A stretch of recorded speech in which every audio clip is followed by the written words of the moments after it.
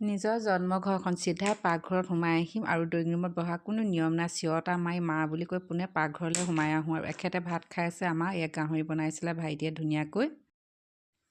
আৰু জন্ম ঘৰখনলৈ আহিলে ভাত এমুঠি যদি নোখোৱাকৈ যাওঁ তেন্তে বহুতে কয় ন মৃত্যুকে বোলে দুখ পাব। আগতে যে স্কুলত বা ক'ৰবাত গ'লে পদূলিৰ পৰা মা বুলি চিঞৰি আহোঁ আৰু সেই নিয়মটো যে এতিয়াও আছে, মানে এতিয়াও পদূলিতে মা মা বুলি চিঞৰি আহিছোঁ। আৰু মোৰ মাতটো শুনি মিনু একদম ওলাই আহিছে ভিতৰৰ পৰা। আৰু এই আমাৰ বাহিৰৰ মানে মাহঁতৰ ঘৰখন হয়তো মই কেইবাবাৰো দেখুৱাইছোঁ, বহুতে চিনি পায়। আৰু আমাৰ ঘৰখনলৈনো বুলিনো কি আনিম, যি পাৰিছোঁ তাকে আনিছোঁ। মানে ঘৰৰে গৰু গাখীৰ অকণমান লৈ আহিছোঁ, মায়ে চাহ খাব পাৰে। আৰু এই মাৰ কাৰণে মানে বিশেষ মা ইটো সিটো নাখায় যে, সেইকাৰণে মাৰ কাৰণে কেক এটা লৈ আহিছোঁ।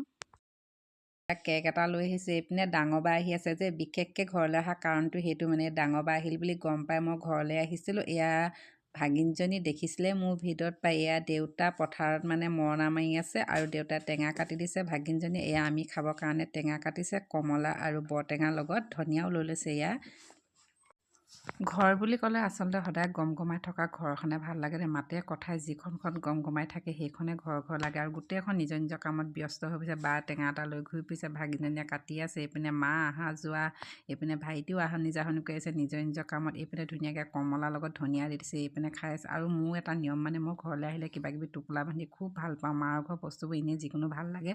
চেনিকল মানে এথোকা দেখিছোঁ আৰু তাৰে মই লৈ লৈছোঁ এয়াখি। আৰু মাহঁতৰ ধান চাক যোৱা বছৰ পুৰণা ধানেই ইমান, আৰু এইবাৰ ধানটো আছে।